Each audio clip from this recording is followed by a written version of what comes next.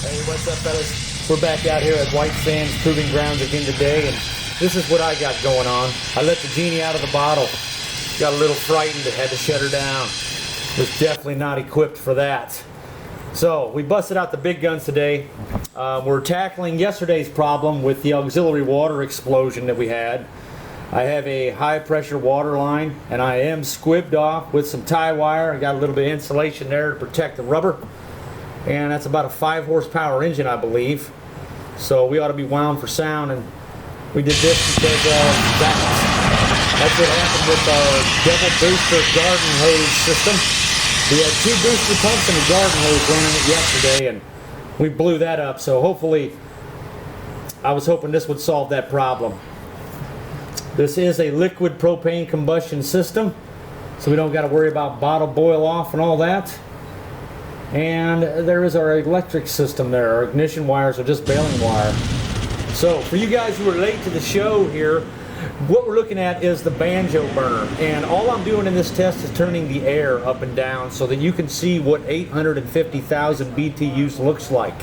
We are burning all that fuel into a very tiny space when I turn this air up. So in addition to that, what makes these things so incredibly powerful is the extremely large amount of infrared radiation coming off of these things. Anybody who has ever sat in front of a campfire before can tell you that the red hot coals are far more energy intense than the flames are. That's why some space heaters have red hot elements on there, because the heating elements heat the objects in the room and not just the air. As you can see, this thing puts off a tremendous amount of IR infrared radiation. And that also helps vaporize the liquid propane feed line. This is a liquid propane combustion system, and we need that because a regular bottle would not be able to power this burner at all. Here's a quick look at the vaporizer coil. You can see it's a little bit of fire and ice today. And this is what we got going on.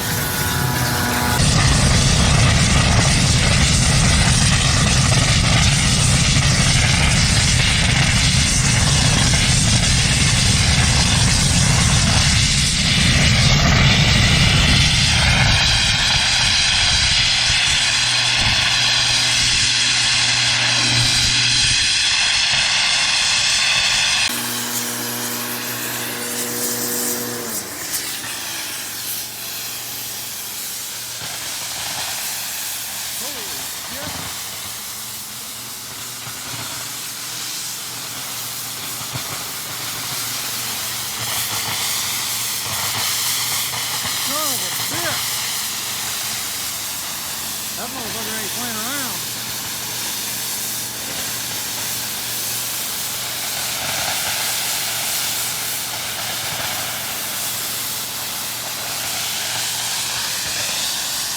No fire, I'm still boiling water.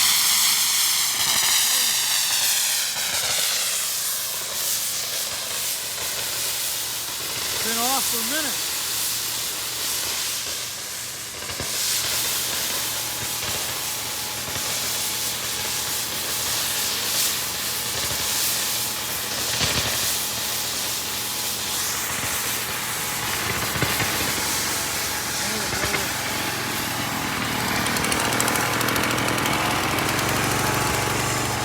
That's a little too real.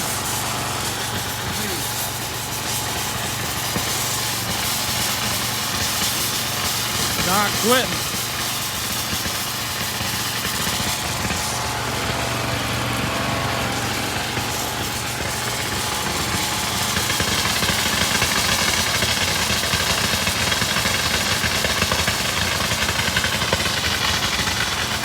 You would think it would stop by now.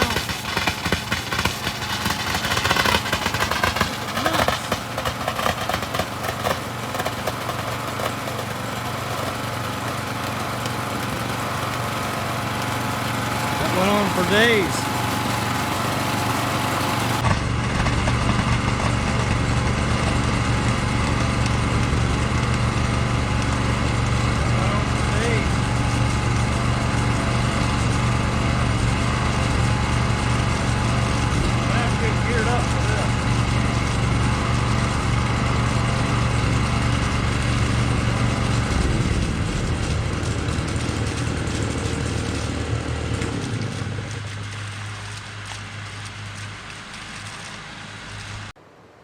All right, fellas, so it got real awful quick right there. I just was not equipped for that type of energy. You could start to feel like gravitational effects taking place or something there. The thing was humming so violently, the camera did it no justice. I'm sure you felt quite safe on the other end of that screen there, but I was getting a little bit terrified. So shutting it down was a must. I am not dressed for this type of power. I knew the thing was going to be ferocious, but we weren't dialed in yet, and it got too scary for me to want to go anywhere near the thing to dial it in without full PPE. So I have not yet had a chance to walk around and look at the burners and dial them in. I'm just now getting brave enough to light them all. This thing is kind of like shooting a 50 caliber rifle with one hand. You know it's probably not going to go well. It's just a lot of power. The thing starts getting so loud, you instinctually just don't want to get anywhere near it. Your body's like telling you, get the hell out of here now. So, not for the faint of heart. Very impressed with what I saw today. I can't imagine what this thing's going to do when all 6 burners are glowing red hot. I've just got to get those gauges dialed in, so if I can ever work up the brass balls to get in there and turn them knobs in time before we run out of propane, we're going to have quite the show. But to be honest, I don't think I can do any more testing in the area that I'm in. This thing is likely to kill somebody who's just passing by in a car. This is way too much energy for the driveway. So I'm not sure where we're going to go with this one. I do at least got to get it dialed in one time. So we're going to do one more test. But I think I might have cracked the propane manifold, so I may have to take it apart. When I was tightening it, I heard a crack. I heard a tick noise. One of those terrifying noises you hear at the end of the job.